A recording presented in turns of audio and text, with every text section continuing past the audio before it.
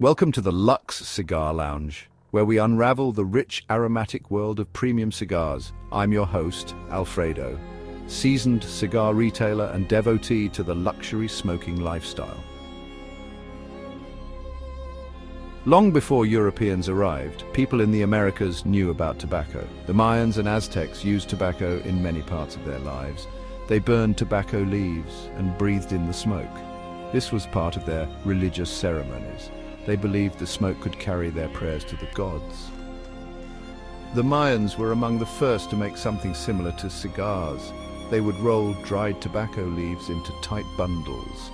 The Mayan word for smoking, sicar, is believed to be the origin of the word cigar.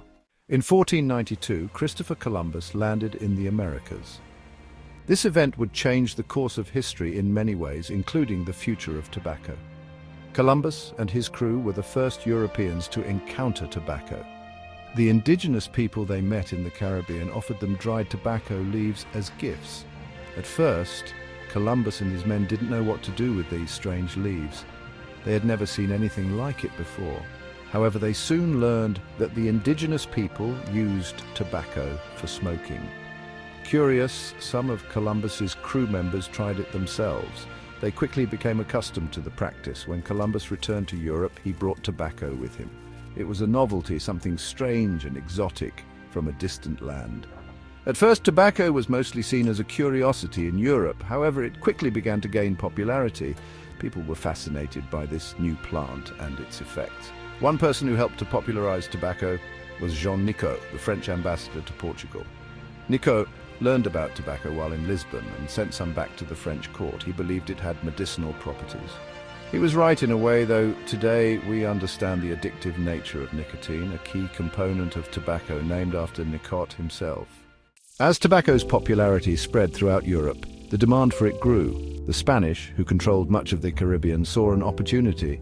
They realized that the climate and soil of Cuba were perfect for growing tobacco. Cuba was soon transformed into a tobacco-producing powerhouse. Cuban tobacco was different. The leaves were smoother and more flavorful than tobacco grown elsewhere. This made them ideal for making cigars. Skilled artisans in Cuba developed techniques for rolling cigars by hand. These techniques, passed down through generations, created cigars of exceptional quality. By the 19th century, Cuban cigars were renowned throughout the world. They were enjoyed by everyone from kings and queens to artists and writers. Brands like Cohiba, Montecristo, and Romeo y Julieta became synonymous with luxury and prestige. A Cuban cigar was more than just a smoke, it was a status symbol. The climate and soil of Cuba, combined with the skills of its people, created a legacy that continues to this day. Even though Cuban cigars faced challenges in the 20th century, their reputation for excellence has never faded. Section 4.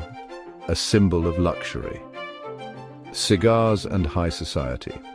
As cigars grew in popularity, they became associated with wealth and sophistication.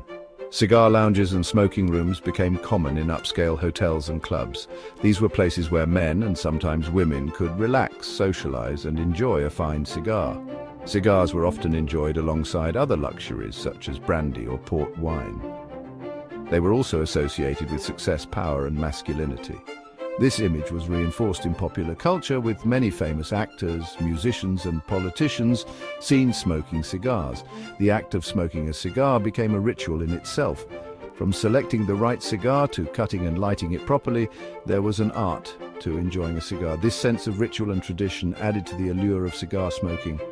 However, it's important to remember that the association of cigars with luxury and power masks a darker side. The tobacco industry has a long history of exploitation, particularly in the way it treated workers on tobacco plantations. Section 5. A changing world. Cigars in modern times. The 20th century brought significant changes to the world of cigars. The Cuban Revolution and the subsequent US embargo on Cuban goods had a major impact on the cigar industry. Cuban cigars became much harder to obtain in many parts of the world. This led to the rise of other cigar-producing countries, such as the Dominican Republic, Nicaragua, and Honduras. These countries developed their own unique cigar traditions, often using Cuban seeds and techniques. Today, there's a wide variety of cigars available from all over the world. The health risks associated with smoking also became more widely known in the 20th century. This led to a decline in smoking rates in many countries. However, cigars have maintained a devoted following. For many, enjoying a cigar is a special occasion, a way to relax and unwind.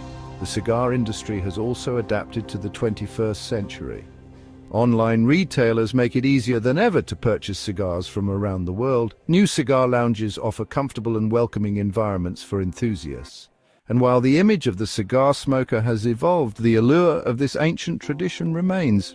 Remember to hit that subscribe button, like, share and comment below. Stay smoky, my friends.